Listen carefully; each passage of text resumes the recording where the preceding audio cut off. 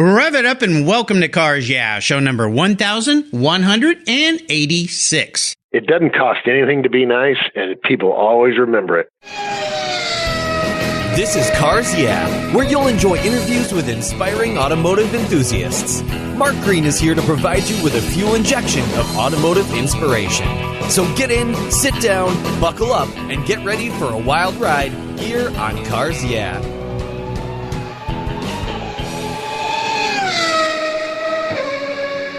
Hello, automotive enthusiasts. I'm revved up and so excited to introduce today's very special returning guest, Doug Herbert. Hey, Doug, are you buckled up and ready for a fun ride? I'm buckled up, man. 5-point harness is on and ready to go. Here we go.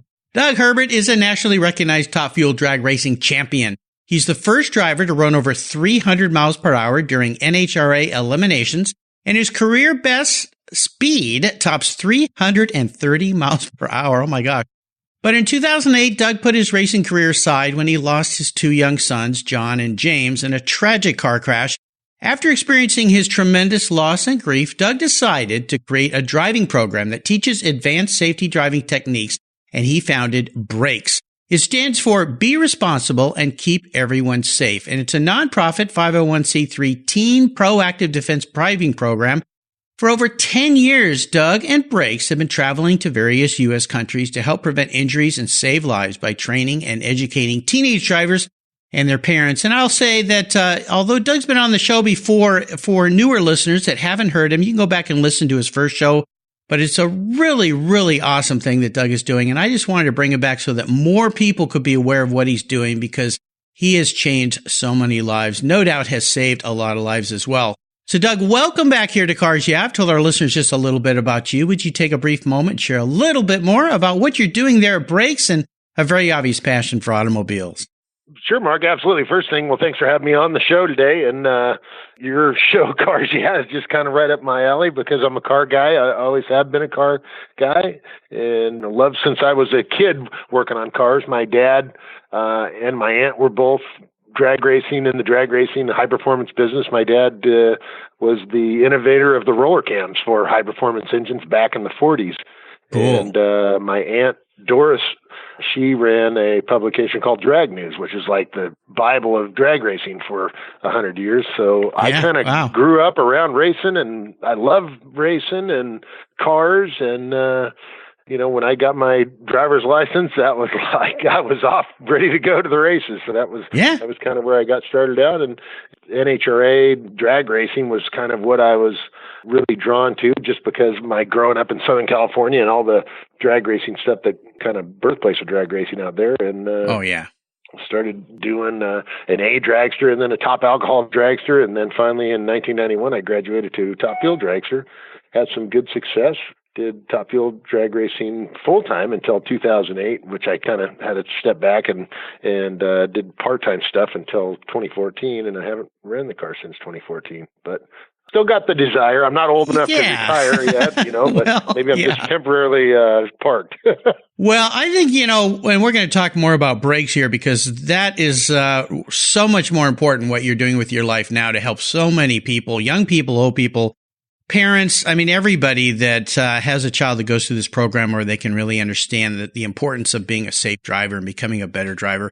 That is so much more important, I think, in the scope of your life than your drag racing. Not to diminish your drag racing by any means, but it's got to be an incredibly rewarding thing. And we're going to learn a lot more about it as we go through this journey that we call your life. But first, I want to ask you for a success quote or a mantra. This is a nice way to get the inspirational tires smoking here on Cars Yeah, as dragsters do. So, Doug, take the wheel. Probably one of my favorite quotes that have been given to me. I've been very fortunate to know a lot of great people over the years and get some great advice from some of them. And Bobby Allison is just like one of my favorite people in the whole world. And he told me a long time ago, we were doing a autograph thing probably 15 years ago, and I was sitting next to him, and I've known Bobby since I was a young boy because he was friends with my dad. And we were sitting there and signing autographs, and some of the people were a little bit aggravating, sign these 10 things for me. And, I'm going to sell this on eBay. And it's like, oh my gosh. I said, Bobby, this ever get aggravated? He goes, you know what? It doesn't cost anything to be nice, and people always remember it. And it just, that stuck with me. my whole life. It doesn't cost anything to be nice. And so that's been one of my favorite sayings and one of my favorite things. So it doesn't cost anything to be nice. And that came from Bobby Allison. So just a great mentor and person. Yeah. I mean, and it's akin to the golden rule, treat others the way that you would like to be treated. It really is saying it in a different way. And I think we've all encountered that when we encounter somebody, a celebrity or somebody that we've admired, like a race car driver, and we come up and ask for an autograph or a picture. And if they're not very nice, it kills all that imagination you have for this person in one brief second when all they had to do was say, absolutely, smile, and it's done and it's over. And I just don't, I get it. It's got to be very aggravating sometimes, but I think you had a great mentor there for sure. And is there a way that you've incorporated that concept into what you're doing at B.R.A.K.E.S these days? I know it seems probably obvious, but maybe some interesting ways that you've incorporated that? Well, I think so. I mean, what we do at B.R.A.K.E.S is try to make sure we exceed everybody's expectations. So teenagers come, and it's pretty almost easy to exceed their expectation because they don't expect much. They think that it's driving school and this is going to be so boring and stupid and they're not going to learn anything. So it's easy to exceed their expectations. But when we get parents that are maybe corporate people that really have their act together, like Ray Evernham brought his niece and a couple years ago, and after the I've been friends with Ray for years, and at the end of the class he goes, Doug, I knew what you were doing, but I had no idea how together this is. He goes, all the cars are lined up, the tires and wheels are indexed on them, everybody's shirts are tucked in, and this is impressive. And so professional. I think that's kind of one of my other mottos, is just exceed everybody's expectations. And there again, that came from another person that I was friends with for quite some time. He's not with us anymore, but Jeff Byrd was with the Winston RJ Reynolds marketing, and then he was the manager of the Bristol Raceway for many years, and just a great guy. And that's how he did everything. He wanted to exceed everybody's expectations, and that kind of has rolled off on me. And that's what we try to do at B.R.A.K.E.S. Under promise, over deliver. That's an old saying that I remember I learned a long time ago. And it's a great way to treat your customers, because that's really what they are. Your customers that are coming to you and learning these things. So if only everybody was that way. Well, I know we talked about this last time we talked, but I wanted you to share, to go back in time a little bit. Now, it's obvious you talked about family members being into racing. But sometimes a kid that's in a family that's all involved with racing goes the other way and doesn't really care. I've had enough of this. I'm going to go do my own thing. But was there a pivotal moment when you were a little boy or a kid or a teenager when you said, you know what, I'm going to be a drag racer? Yeah. You know what? I remember my dad took me to Pomona, and I don't remember what year it was. It was early 80s. I don't think I was driving yet. I was just about driving age, but wasn't really driving yet. And we went over to Big Daddy Don Garlett's trailer, and we were sitting there, and Garlett's recognized my dad. Hey, Chet, come on in here. I'd like to talk to you for a minute. So they were chatting for a second. Big Daddy asked me, he goes, hey, do you want to sit in the car? And I'm like, wow, to sit in Big Daddy's car? You got to be kidding me. That's awesome.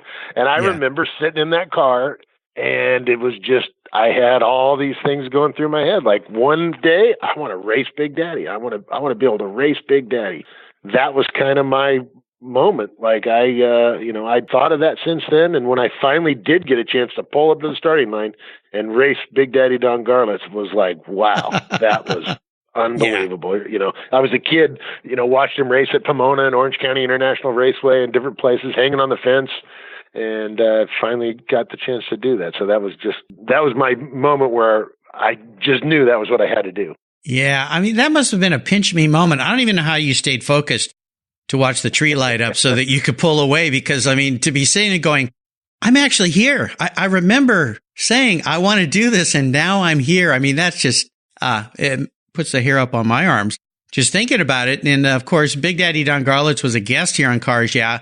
Incredible guy. I mean, I loved talking with him. He had some really memorable quotes, but kudos to you for setting that goal so young and actually seeing it through reality. I mean, it's absolutely incredible. Well, I remember asking him, Mark, what was his key? And what he told me, being a young man, it really got my attention. He goes, Doug, I think about nothing else except drag racing. He goes, I think about drag racing when I wake up.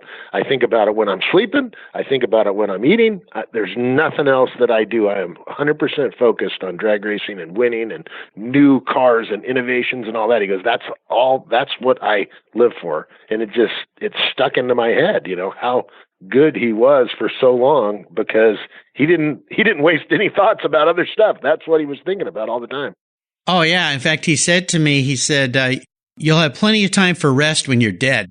And he talked about, always working, always striving to be better. And that's exactly what he said. So very cool. Well, I would love to talk a little bit about one of the questions I ask my guests is a big challenge or a failure. Obviously, the biggest challenge in your life you faced was losing your sons. And you talked about that in the last show. And what I'd like to learn a little bit more about, since we've last talked, it's been almost 2.5 years. I can't believe that, since you and I last talked on this show. Time is flying by. But I would love for you to share a little bit about some of the challenges you faced in setting up B.R.A.K.E.S, putting the program together. And it's grown immeasurably since you and I last spoke. But what are some of the big challenges you faced to put this program together and make it work? Because it sounds pretty simple, but there's a lot of moving pieces here. There's a lot of moving parts, and some of it. Initially, my goal was to train my boys' friends to be safer, more defensive, better drivers on the road. And then it just kind of snowballed. And since then, I was in 2008, which in 2008 we trained about 50 teenagers. This year we're going to train over 10,000 teenagers plus their parents. And that's in about 22 states all around the country. So 10,000? Oh my gosh. 10,000. Yeah. This year we've got unbelievable. I know this is armchair quarterbacking on a Monday morning, but did you have any thought 10 years ago that could happen? It never even crossed my mind. No, it never crossed my mind. Just to help your boys' friends. It was just to help my boys' friends. Yeah. And then as I got into it, I realized what a difference and what an impact what we were doing was having on these families. And then a couple of years ago, we actually had, I might have talked about it in the last show, I don't remember if I had this information or not, but University of North Carolina did a study for us, and they actually analyzed our students that had been trained at B.R.A.K.E.S and compared those statistics against standard, Department of Transportation statistics. Yeah. And they found over that 5-year period that these teenagers that we have been teaching were 64% less likely to be involved in a car crash. And that 64%. That's incredible. That's huge. Unbelievable. Yeah. That brought tears to my eyes and just made me realize that what we were doing was so important. And how many lives we saved, you know what? We'll never really know, but I'm pretty sure we saved a few. And that is very, very rewarding. And knowing that my boys' lives have made a difference to others. Yeah, the way you took that horrible situation and transformed it into something absolutely spectacular. Are there a couple big challenges along the way that you faced that you didn't anticipate, that you went, oh man, how are we going to get over this one?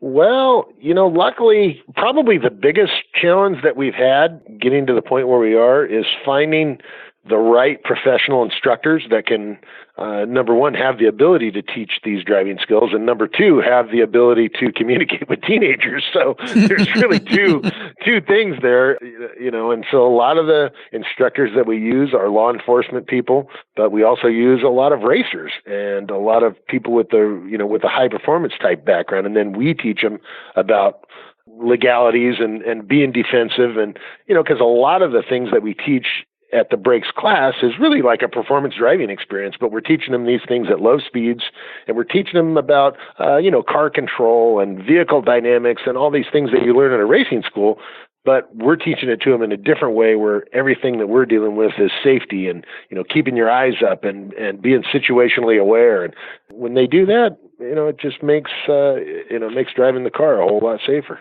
Now, there's probably an obvious answer to this question that most people think of, especially nowadays with mobile devices. But what's the biggest issue with young drivers of being unsafe? Well, inexperience is sure the main thing, but then distraction. Yeah, like you said, distraction is one thing, but I don't know. I think distraction almost affects everybody. People that are 40, 50 years old, we've been driving for a long time and we think, oh, we're great drivers. It's no problem. We can be distracted by looking at our phone or whatever. And the fact of the matter is it's really not acceptable for anybody to do.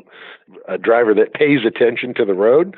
And what I talk about in some of the classes, one of the videos that we show, some of my drag racing stuff. So it's, there's Doug Herbert, 330 miles an hour. And so I tell him, how focused do you think I am driving that car? Like, think about that. Am I going down FaceTiming or whatever, sending a Snapchat to my buddy while I'm driving the car 300 miles an hour? No, that would be stupid. I mean, I'm 100% focused on driving that car. And if you drive your car 100% focused, you're going to be better than a whole lot of the drivers out there on the road, just because people aren't 100% focused driving their car. And really, it's a life or death situation. You need to be focused. Yeah, absolutely. I always talk about an aha moment. Have there been some, in fact, I'm sure there have been some incredible aha moments as you're teaching these young people where a young person says something to you either after the event or during the event of training that really makes you go, wow, that's pretty incredible. Have you had some of those? Luckily we get them every weekend when we do a class. It's a teenager coming in and their parents are dragging them in by their ear, basically. By their collar, come on, you got to go. I heard this was good. They're going to, I'm going to get a discount on my insurance. You have to come to this. And right. The kids are, 7:30 on a Saturday or Sunday morning. They're not very happy. They're pissed off. They hate their parents. They come in and I'm like the old Walmart greeter, basically at the front of the tent. We're getting them to sign waivers and so forth. And they're just pissed. Well, then at the end of the class, when these teenagers realize that the guy that was the old Walmart greeter at the front was me, all of a sudden it changes and they'll come up to me, and it happens a lot. They come up and they say, hey, I know you saw me come in this morning and I was really pissed off and I didn't want to be here, but I had no idea what this was about. And I learned so much today, and these instructors were so awesome. Thank you for doing this, and thanks for putting it on. And I already told my dad that I was sorry for being a jerk this morning, because I'm really glad that I was able to come to this. So that transition is absolutely priceless. I just love it. Yeah, no doubt. It is, absolutely. Was there a time after you did that initial training with your boys' friends, that was what kind of started all this? Was there a time when you went, I've got something here, I've got to expand this big time? Was there a specific moment or a thing that happened or something one of these kids said to you that you went, this can't just be my friends and my sons, this has got to go? Yeah, a friend of mine that he does a lot of other charity work, and his name's Dick Pacer, actually. He's our chairman of the board at B.R.A.K.E.S now. He was a right-hand guy for Roger Penske. He's been on Daryl Gwynn's board for Daryl's charity. He's just really got a really great background of experience in charities and business and so forth. And before he was ever on my board, he came and brought one of his grandkids to our class, and he said, Doug, I got to tell you, this is one of the most incredible experiences I've had with a charity, and I'd like to come and talk to you and maybe be a little more involved. That just kind of evolved and developed. And he said, Doug, you've got something that's really special here, and I'd like to see if I can't help you build this up. And so that was when I first started thinking, wow, I first realized that, and which I didn't know, when my kids were killed in that car crash, that at the time around 5,000 teenagers were dying in car crashes. And it's still the number one cause of death for teenagers. And I thought, that's just unacceptable to me. And I know I can do something about it, and I'm going to do something about it. But I didn't really have any idea at that time, how it was going to be going and getting ramped up and just going crazy. And the other person that has been so helpful and so much enthusiasm and support for me these last few years, my wife, Mimi. Mimi's just been incredible, really getting into it and helping me build this thing to the point where we are now. I couldn't have done it without her and so many of these other great people that we have. Well, you dropped a golden nugget there, which is a key to so many of my past guests' success, and that's surrounding yourself with the best quality people you can. And you've mentioned it several times now, your instructors, your board. Everybody you surround yourself with sounds like you've put really, really key people in place, and that is a big part of a company being successful. So kudos to you for what you've done there. I would assume you've had many, many proud moments with B.R.A.K.E.S. Is there one, or are there two, or even three you want to touch on that just made you kind of go back on your heels and go, man, I'm doing something so valuable here? I've had a bunch of those, really a whole bunch of those. One of the neatest ones, the National Hot Rod Association actually supported our effort to expand out of North Carolina. They had a problem out in Southern California where the NHRA is based, Pomona area, and they said, hey, we want you to bring brakes and come and set up at Pomona and do 4 weekends of brakes classes at Pomona. And I thought, well, that'd be awesome. We can do that. I think we can do that. No problem. I mean, what's the difference in going to a race? We're just moving the show on the road. And going out there, we had a executive from Kia come through with their kid, which I didn't know who it was. It was just a parent.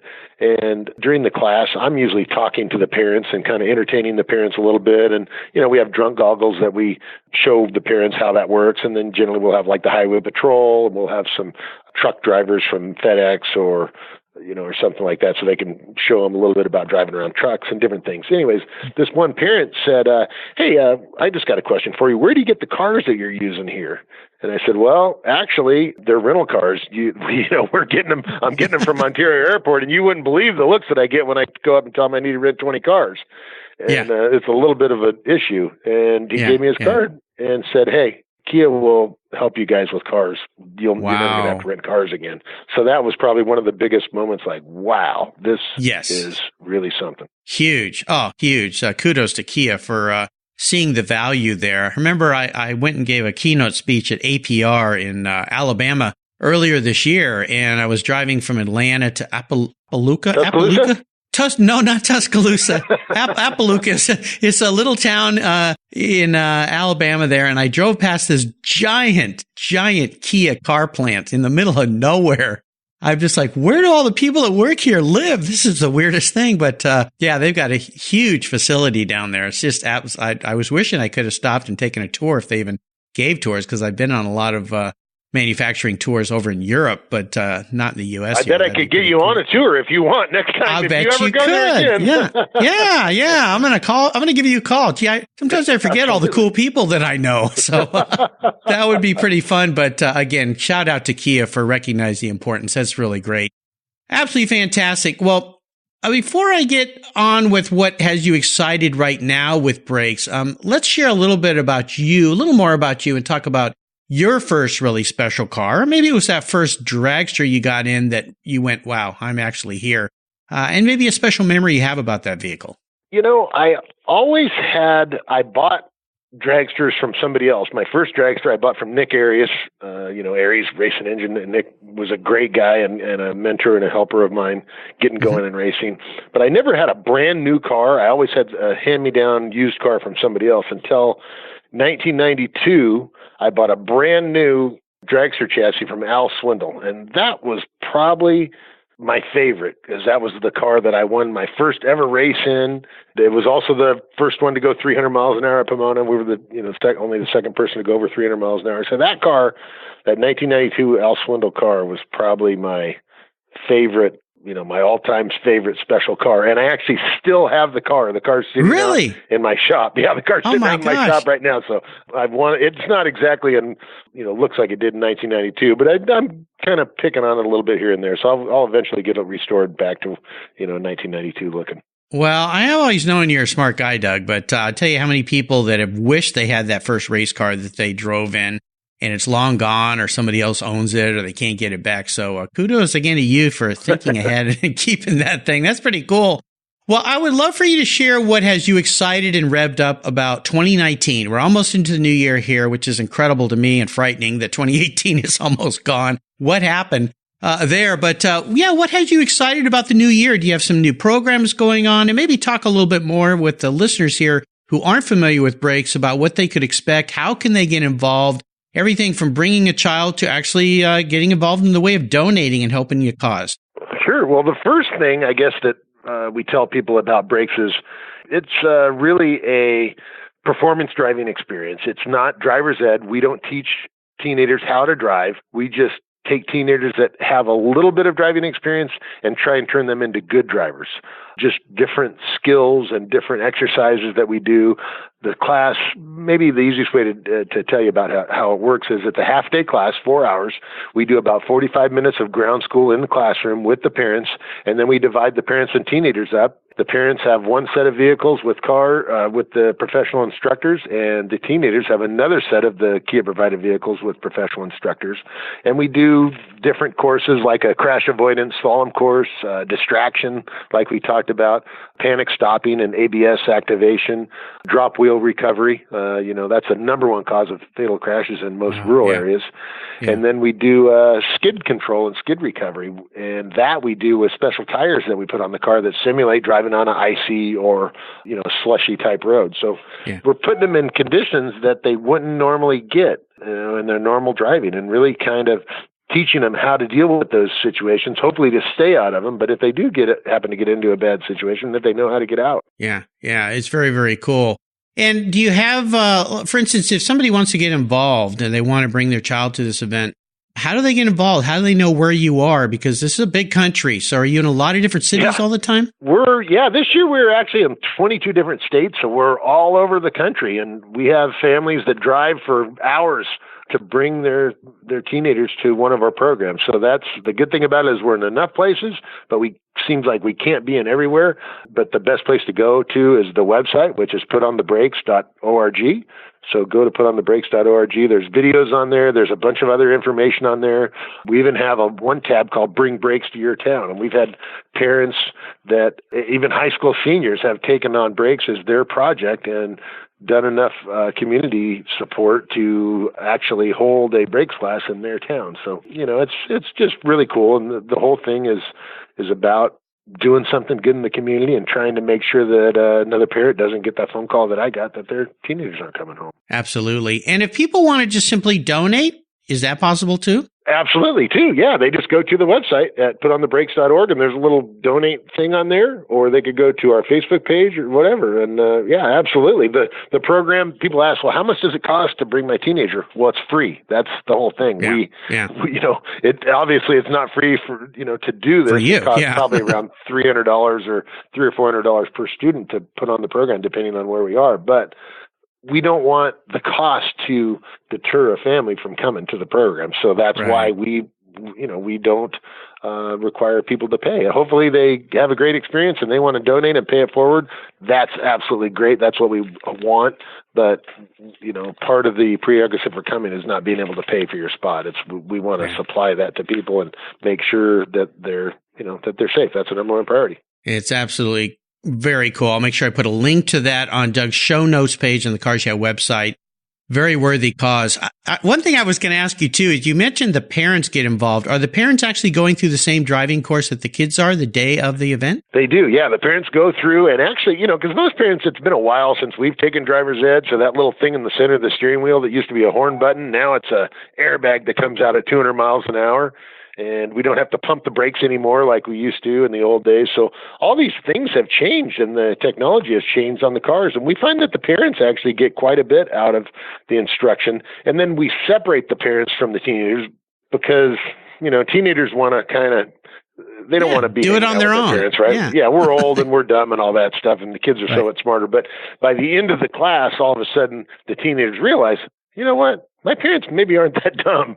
That was pretty smart of them to bring me here. And some of the things they've told me was repeated to me by these instructors that I've had. So it really embraces and supports the relationship between the parents and the teenagers. Even though they're not together during the whole day, but they're together, at the beginning and at the end. And it just really is it's a neat thing that happens during that time. It's kind of what happens when you take your child to college. They do that first day orientation, and first thing they do is separate the kids from the parents. And I think that's more for the parents, so that at the end of the day, when they have to say goodbye, they can do it a little easier. But I think it's good. It helps the kids feel like, okay, I'm on my own. I'm learning on my own. I don't have to look over my shoulder and see mom glaring at me or dad or whatever it might be. So it's absolutely spectacular what you're doing. Well, here's a very introspective question for you, Doug. If you woke up tomorrow and you were a car sitting in the garage or your shop, what would you be and why?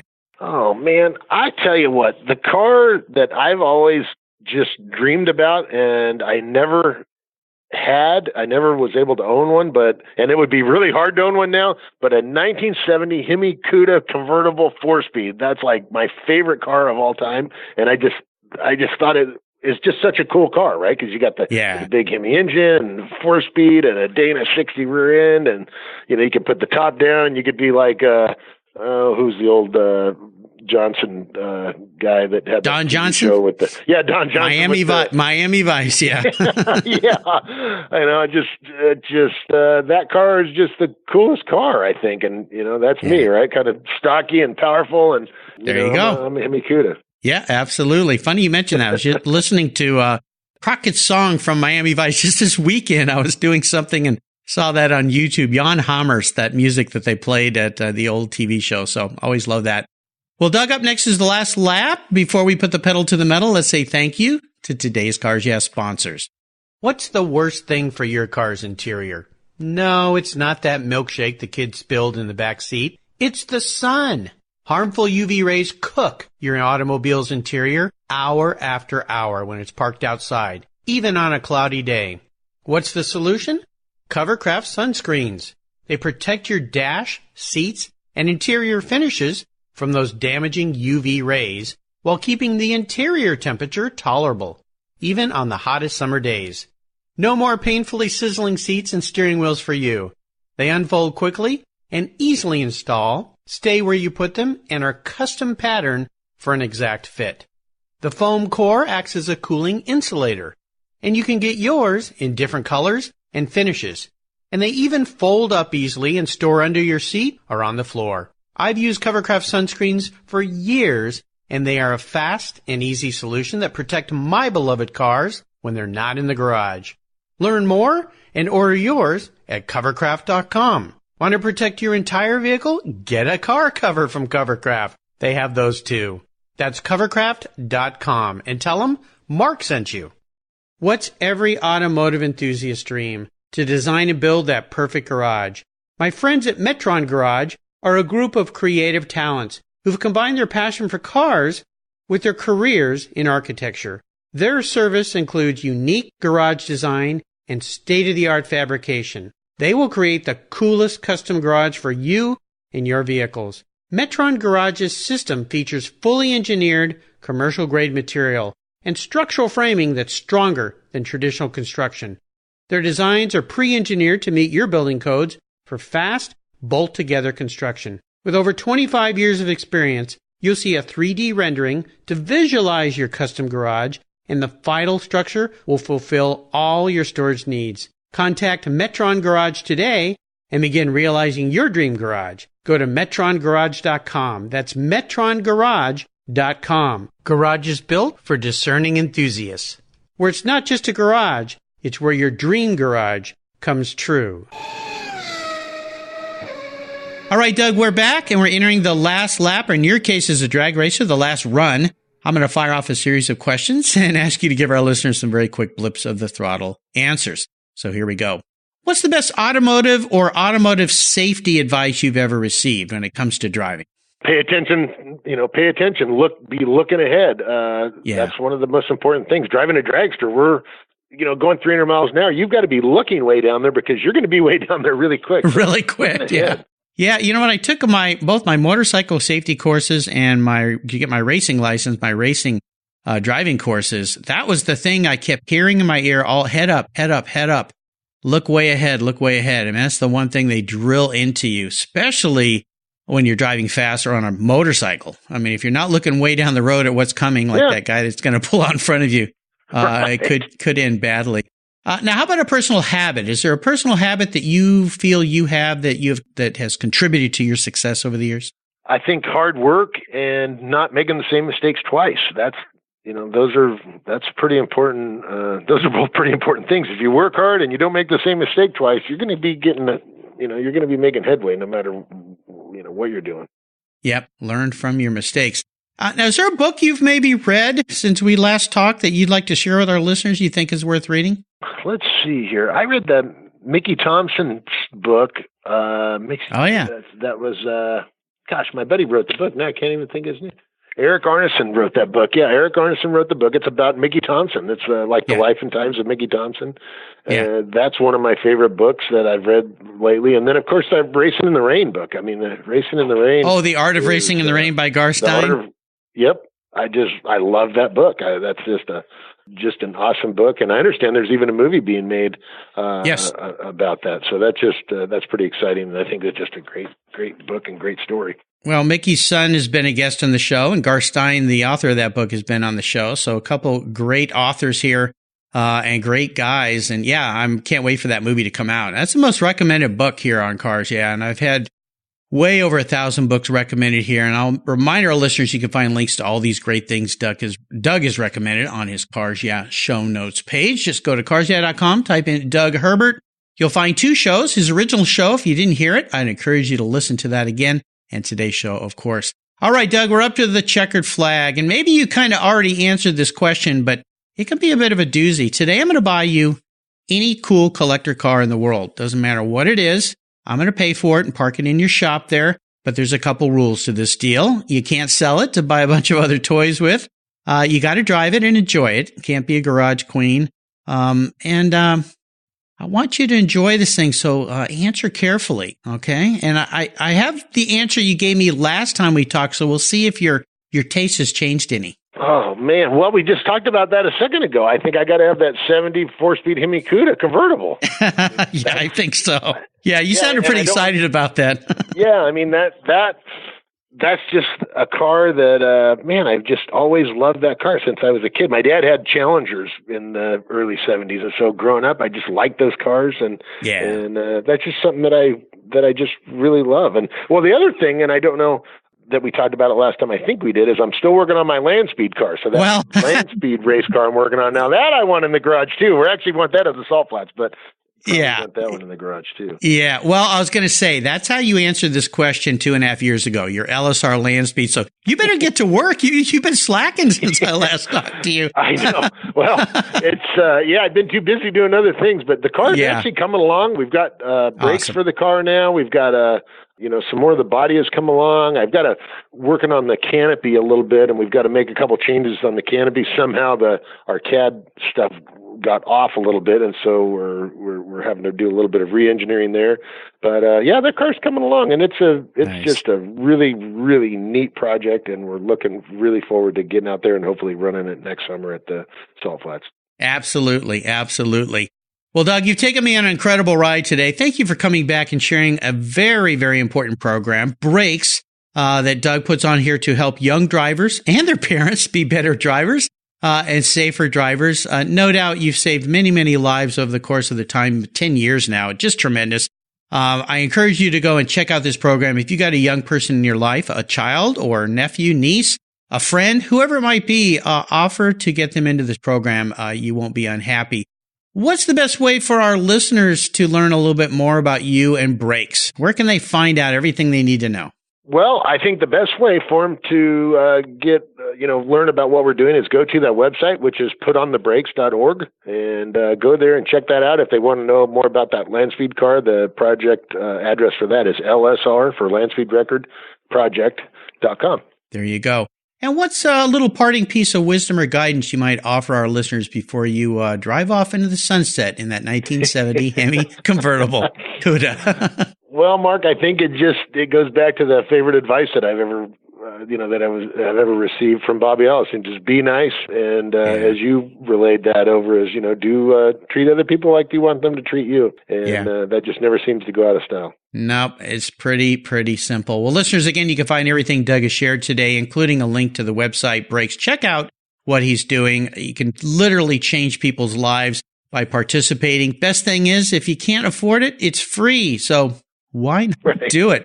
Absolutely cool. And a shout out to Jeff Perlman, another guest here on Cars Yeah, for getting Doug and I back together. Thank you very much for that, Jeff.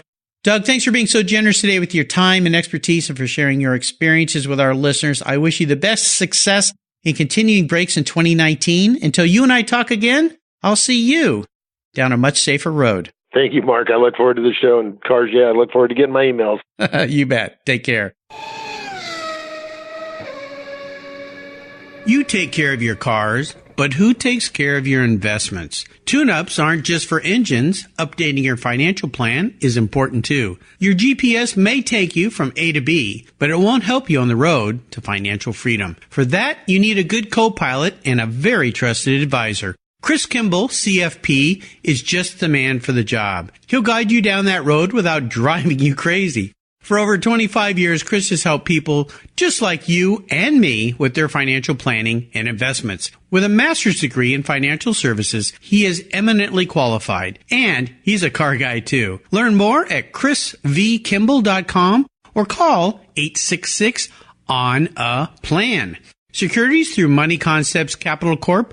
Member FINRA SIPC. CK Financial Services is not affiliated with Money Concepts Capital Corp. Thank you so much for joining us on today's ride here at Cars Yeah. Drive on over to carsyeah.com to find show notes and inspiring automotive fun. Download your free copy of Filler Up, a fun book filled with gorgeous photographs of fuel filler fun, including quotes from more inspiring automotive enthusiasts. Download your copy today, and we'll see you next time on Cars Yeah.